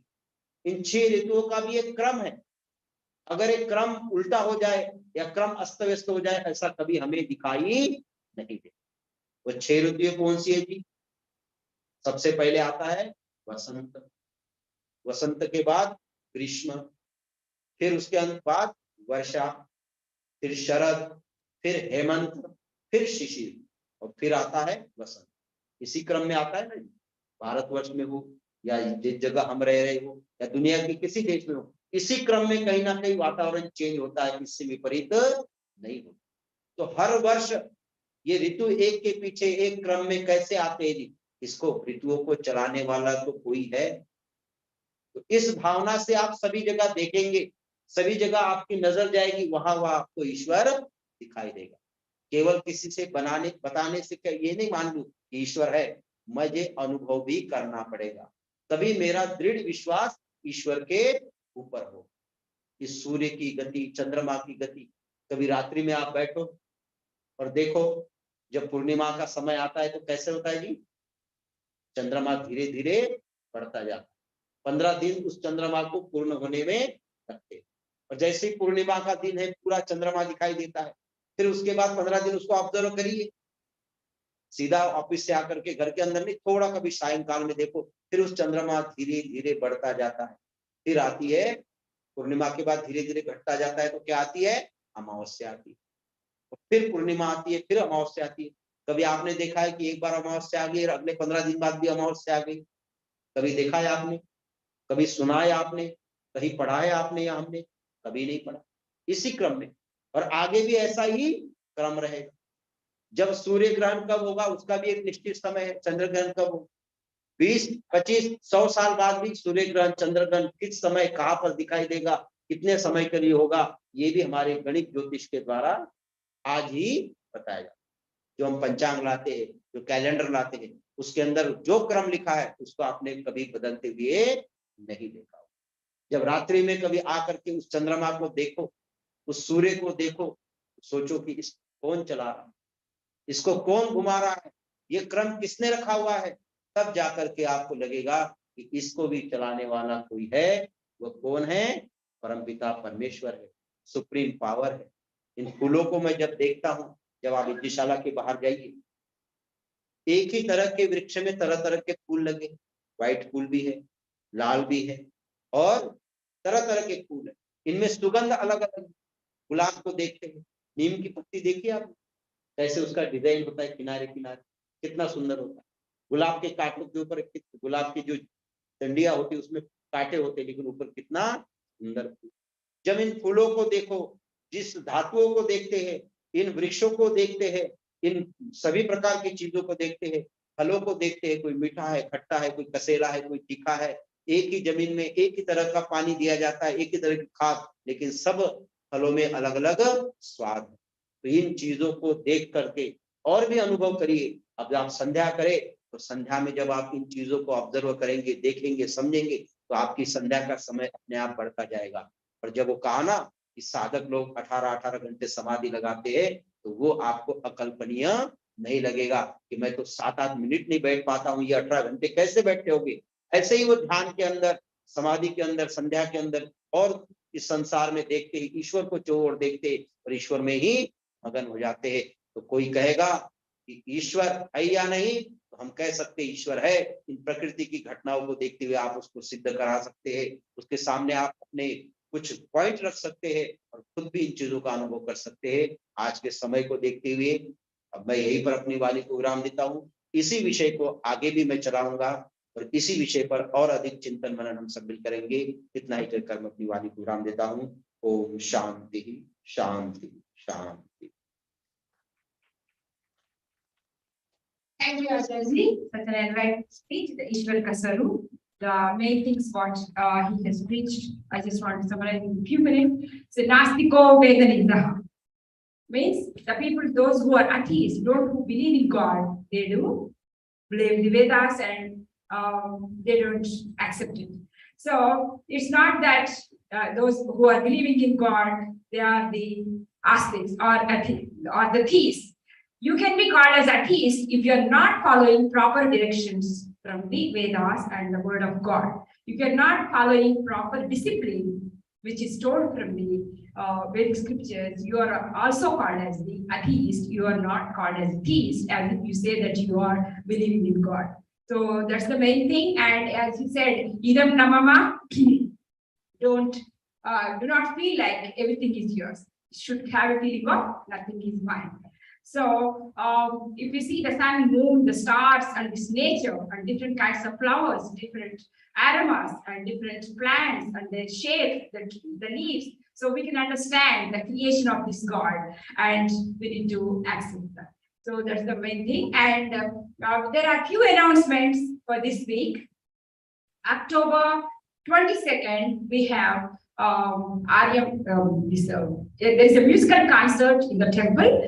It's in the evening time. ICMS and Manoranjan Group is presenting this, a unique concert of Hindustani classical and vocal recital by Bhuvanesh Kokalji. So they are going to sing about Sagun and Nirgun bhajans. And it is, the timing starts from 4:30 p.m. to 7 p.m. in Greater Atlanta Vedic Temple, the main hall. The kids under 10 age are free, and the ticket for the adults is $20. And please, whatever you can donate, that will go to the temple and for the activities. And please contact if you need any information, 678-988-2234. And there is one more announcement is Arya Sabha America Mahasammelan from 26th to 2nd October. This is going to happen. And this Arya Mahasammelan is a North American congregation of all the Arya Samaj, which is established in 1991. Online Vedic conference and youth camps will be there in it. That's a Prachar week, and the proper way to get the knowledge about Vedic Dharma. So please do sign up. $100 is the fees for this. The programs are from 8 a.m. to 10 p.m. from Saturday, October 1st to Sunday, October 22nd. The daily programs are from 10 a.m. to 5 p.m. There are many topics in this. I have been attending this Arya Pratinidhi Sabha, Arya Mahasammelan since many years. Every time I go, there is a lot to take in and improve our knowledge to implement in the daily routine in our life. So there are many acharyas and sermons. And now there is Dashara, October 8th, which is the flagship and front-runner event of this Greater Atlanta Vedic Temple. That's the proud festival that we celebrate. And there is Ram Leela, a very big effigy will be burning here in this vicinity in the area on the grass between both the buildings. So please do attend that. It's on October 8th evening. The kids have fun and they do play, and they really enjoy this. Now, we are doing this festival and burning this effigy with the meaning of burning our qualities which have the jealous, which have all the qualities like whatever we have to increase the patience and all the raga dvesham. So all these things is the Vedic meaning that we are going to celebrate. Please do come and make this festival very successful event. On October 8th evening at 6 o'clock it starts. And there is one more announcement. Today I would like to invite and recognize the new people who have come to attend this Greater Atlanta Vedic Temple. These are the friends of Vishnuji, Chirag and Yamini Giwala, their kids Kian and Vishal, and Parth and Sheetal and their son Mahipalji, and then Amrit Parashar, his kids Stuti and Stavya and parents, and Mr. Mauleshwar Prasad and Mrs. Neelam Prasadji. So everybody, we are welcome to the Greater Atlanta Vedic Temple, and we request your presence more often, and we appreciate you all. You brought the kids and parents, and you all came here. We do welcome you more and more, and do participate in the activities and learn the very good things from Acharya, and you can take it. Welcome once again. So thank you very much for all the parents who have encouraged to be very successful school for all the kids. And that's all for this week today. And now I would like to request Lataji to do the meditation. Please keep your phones in vibratory mode and let's do this.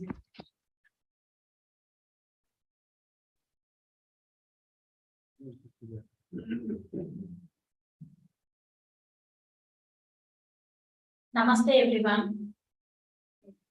Sit comfortably and close your eyes gently. Now we will recite Om once. Take a deep breath.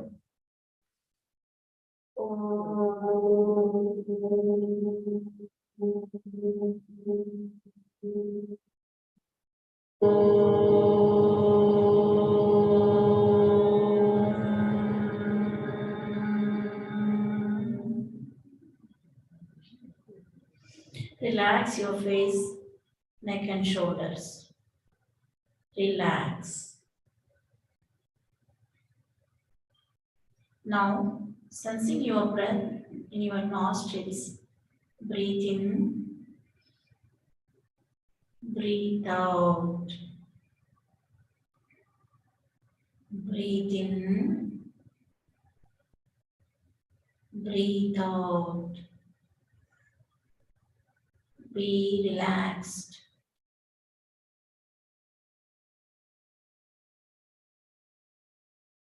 You are a pure eternal soul. Drop all mental negativities, fear, habit of comparing yourself with others, ego, jealousy, grudges, etc. Drop all.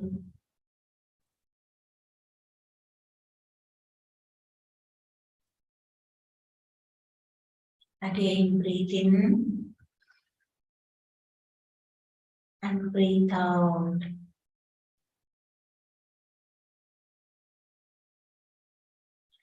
Now inhale deeply and hold your breath at your comfort. Take a deep breath. Hold. Feel the state of holding.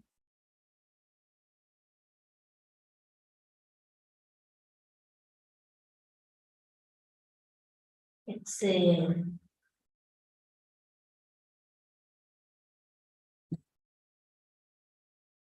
Sense your breath inside your nostrils.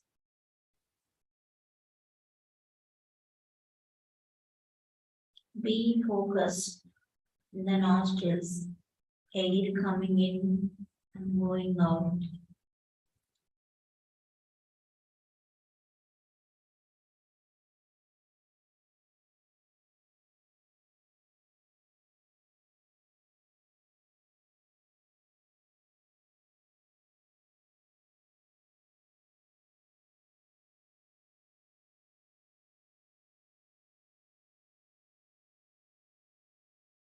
Omnipresent God is giver of this breath. Accept this truth.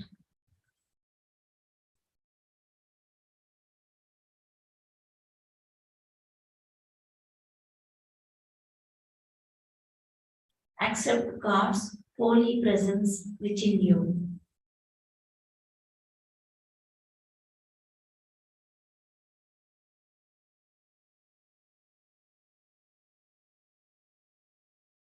By maintaining the awareness of His presence, chant Om inside devotionally at your pace.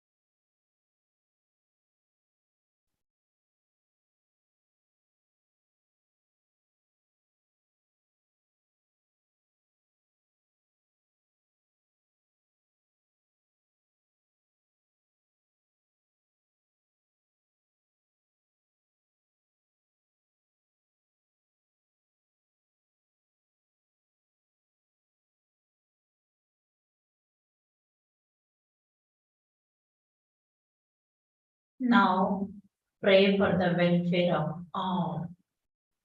Sarve bhavantu sukhinah, sarve santu niramaya.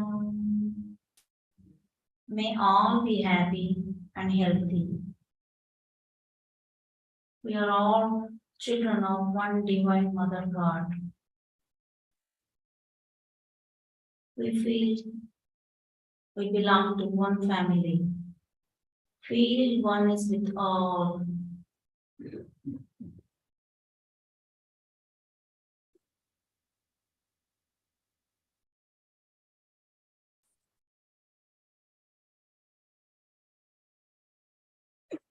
Feel grateful for this meditation opportunity.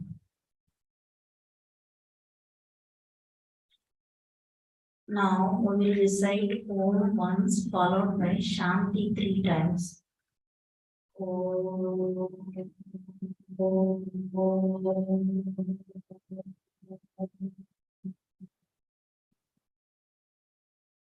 Shanti, Shanti, Shanti. Rub your palms and bring them over your closed eyes. Gently open your eyes inside your palms, gazing downwards. Take your palms away. Dhanyavad. Please rise for Aarti.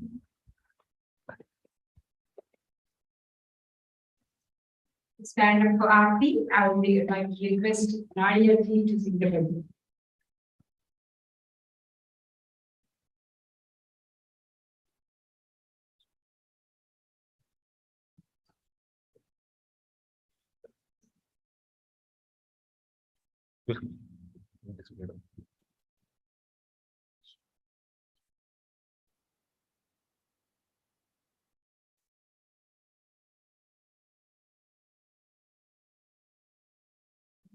Jai Jagadish Hare Swami Jai Jagadish Hare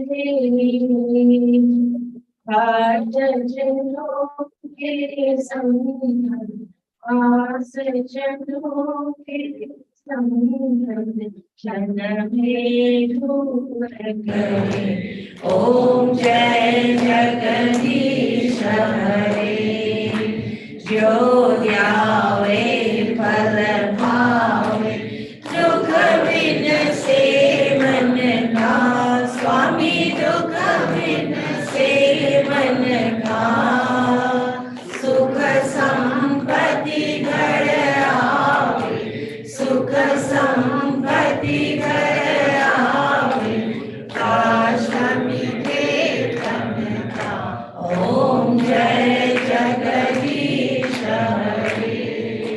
मात पिता तुम मेरा शरण गहूँ मैं किसकी स्वामी शरण गहूँ मैं किसकी तुम बिना और दूजा तुम बिना और दूजा आश करूँ मैं जिसकी ओम जय जगदीश हरे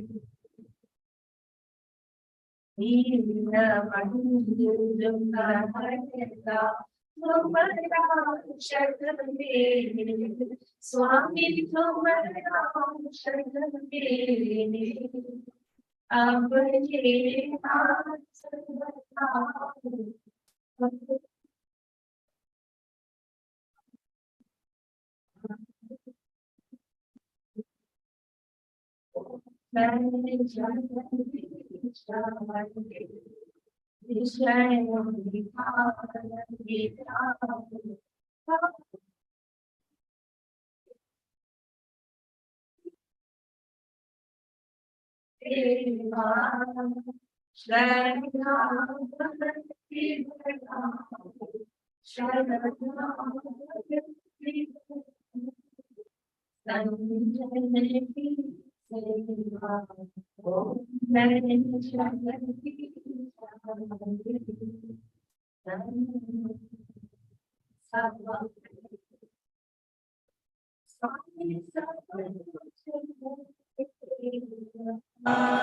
तेरा तुझको अर्पण तेरा तुझको अर्पण क्या लागे मेरा ओम जय जगदीश हरे ओम जय जगदीश हरे स्वामी जय जगदीश हरे भक्त जनों के सम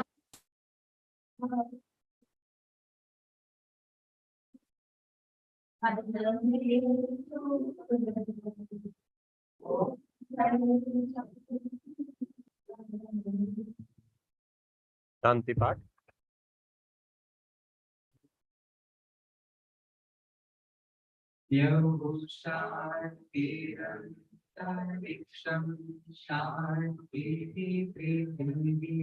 शान्तिरापः शान्तिरोषधयः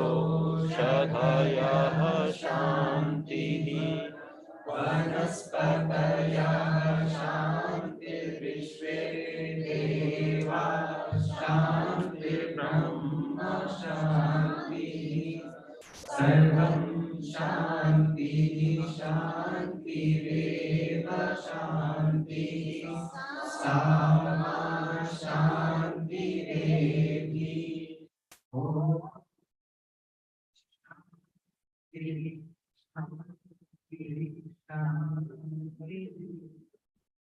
O God, by your grace, may the celestial regions be peaceful, the space be peaceful, the earth be peaceful, the waters be peaceful, the vegetation and medicinal plants be peaceful, the entire universe be conducive to peace and prosperity. May Supreme Creator bring us peace. May there be peace and peace alone. May that peace be with us. May there be cosmic peace, physical peace, and spiritual peace. Atha Bhojan Mantra. Oh, Annadatta.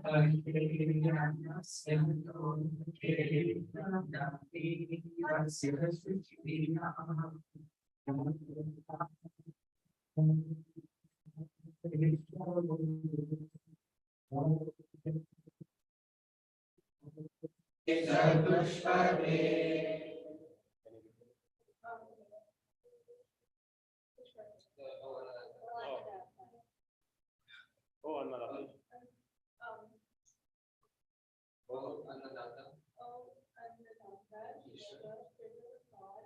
Kindly provide us with healthy and energy-producing food. Grant serenity to those who give in charity. May all living beings be blessed with energy.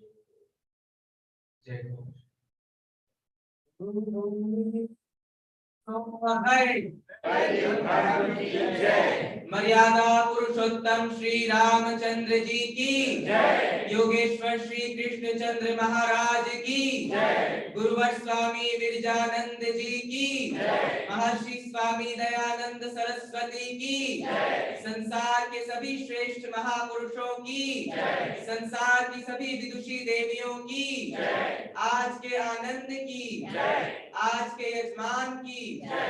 Arya Samaj वेद की ज्योति जलती रहे। ओम का झंडा ऊंचा रहे।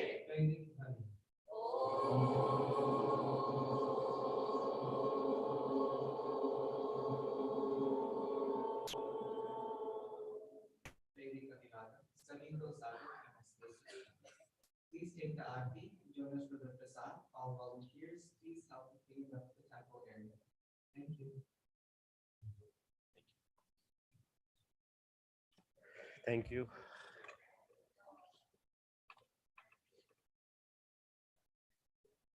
Thank you everyone for joining today. This is the end of today's session.